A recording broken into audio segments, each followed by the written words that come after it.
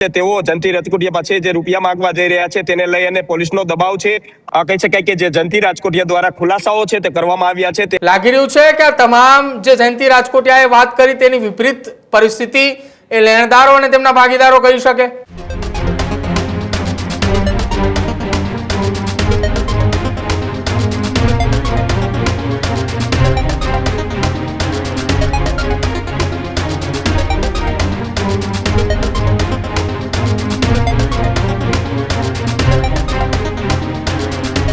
સાથે હું છું પ્રદીપ। સમાચારોની શરૂઆત કરીએ। ગુજરાતના રાજકારણને લઈને એક મહત્વપૂર્ણ સમાચાર સામે આવી રહ્યા છે કે જ્યાં મોરબીના જિલ્લા ભાજપ પ્રમુખને લઈને એક મોટા સમાચાર સામે આવી રહ્યા છે।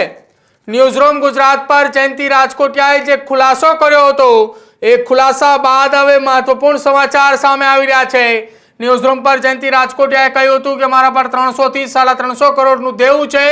ભાગીદારોને પણ મોટી નુકસાની આવી હોવાની વાત જયંતી રાજકોટિયાએ કરી હતી। જયંતી રાજકોટિયાએ એમ પણ કહ્યું છે કે હું 1% વ્યાજ ચૂકવતો હતો અને સાથે જ 300 થી 350 કરોડ પર પણ 1% વ્યાજ ચૂકવું છું। જયંતી રાજકોટિયાએ વિરાણી સ્કૂલના ટ્રસ્ટી અને મોરબી ભાજપના પ્રમુખ છે। ન્યૂઝરૂમ ગુજરાત સાથેની ચર્ચા બાદ અનેક ખુલાસા થાય તેવી શક્યતા છે। જયંતી રાજકોટિયાના ખુલાસાથી રાજકીય ખળભળાટ મચ્યો છે।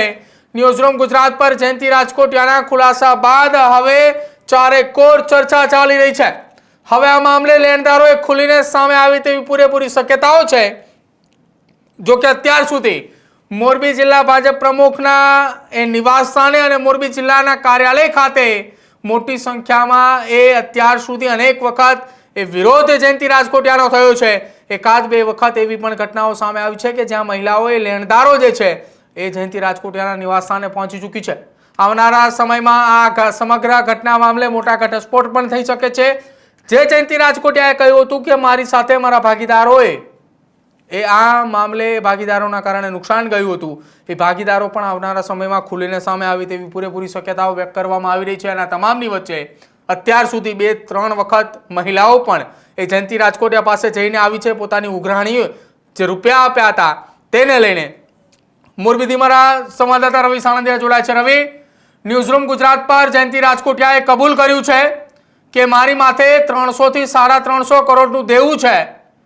હવે જયંતી રાજકોટિયાના આ ખુલાસા બાદ કેટલાક લેણદારોએ ખુલીને સામે આવી શકે તેવી શક્યતાઓ છે। મહિલા લેણદારો પણ છે, જયંતી રાજકોટિયાના ભાગીદારો પણ ખુલીને સામે આવી તેવી શક્યતાઓ વ્યક્ત કરવામાં આવી રહી છે।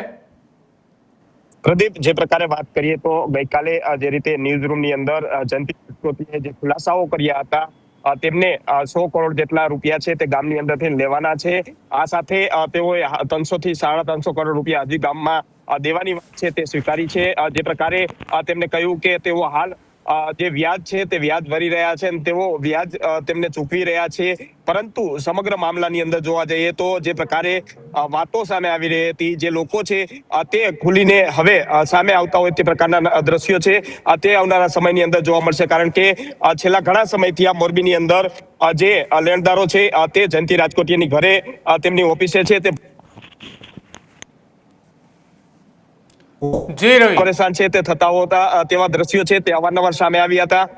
થોડા સમય પહેલા જ કહી શકાય કે જે મહિલાઓ છે તે મહિલાઓને કલેક્ટરને આવેદન છે તે આવેદન પત્ર પણ પાઠવ્યું હતું કે તેમને હેરાન છે તે હેરાન કરવામાં આવી રહ્યા છે। તેઓ જયંતી રાજકોટિયા પાસે જે રૂપિયા માંગવા જઈ રહ્યા છે તેને લઈ અને પોલીસનો દબાવ છે તે આપવામાં હોવાની વાત છે તે સામે આવી હતી। હવે કહી શકાય કે જે જયંતી રાજકોટિયા દ્વારા ખુલાસાઓ છે તે કરવામાં આવ્યા છે તે ખુલાસાને લઈને આવનારા દિવસોની અંદર જે તેમના લેણદારો છે તે ખુલીને બજારની અંદર સામે આવે તે પ્રકારની વાતો છે તે અત્યારે જોવા મળી રહી છે। ખાસ કરીને જે રકમો તેમને જાહેર કરી છે, કઈ રીતે તેઓએ તેમના જે અગાઉ જે ભાગીદારો છે જે ધંધાની નુકસાની છે તે બતાવી છે।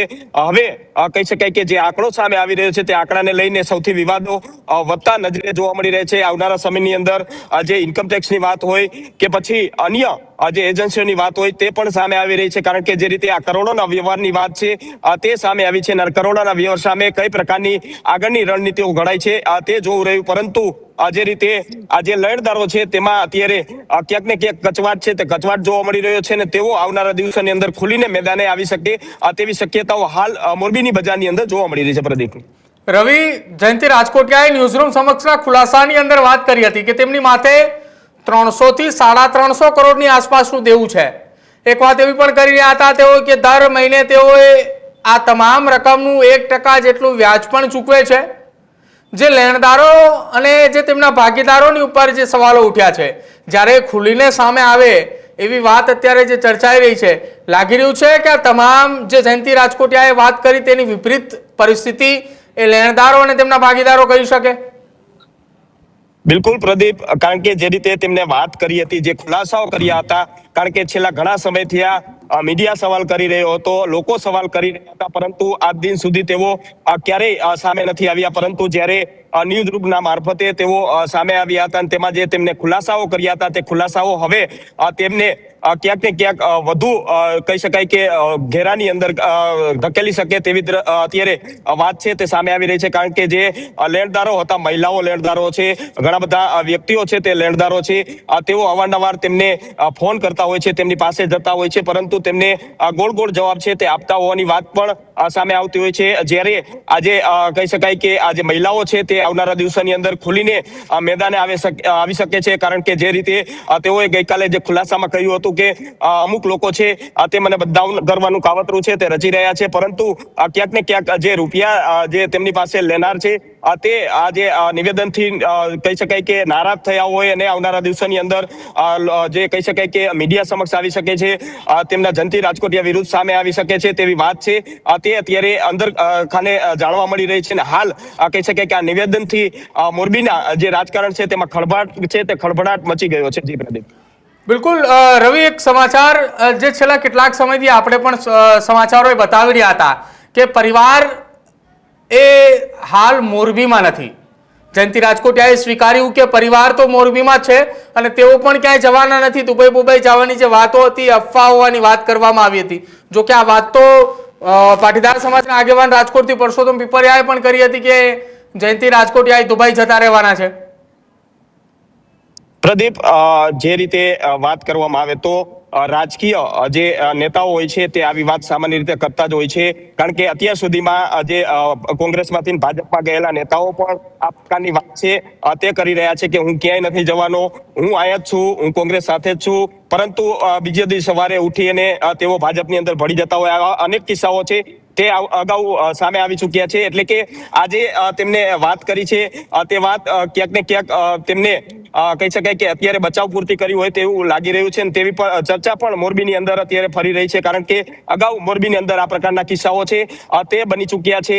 ઘણા બધા નેતાઓ છે તે કહી રહ્યા હતા કે અમે ક્યાંય નથી જવાના, પરંતુ રાતોરાત તેઓએ પક્ષ પલટો છે તે કરી લીધો છે. એટલે કહી શકાય કે જે નિવેદન આપતા હોય છે તે નિવેદન લોકો ક્યાંક ને ક્યાંક માન્ય છે તે નથી ગણતા. કારણ કે જે રીતે કિસ્સાઓ જોયા છે તેના કિસ્સાના આધારે આજે જયંતિ રાજકોટિયાએ પણ જે નિવેદન આપ્યું છે કે હું ક્યાંય નથી જવાનો, તેમાં પણ અનેક સવાલો છે તે સવાલો જોવા મળી રહ્યા છે. કારણ કે અગાઉ આ પ્રકારના કિસ્સાઓ મોરબીની અંદર જોવા મળી રહ્યા છે. પ્રદીપ.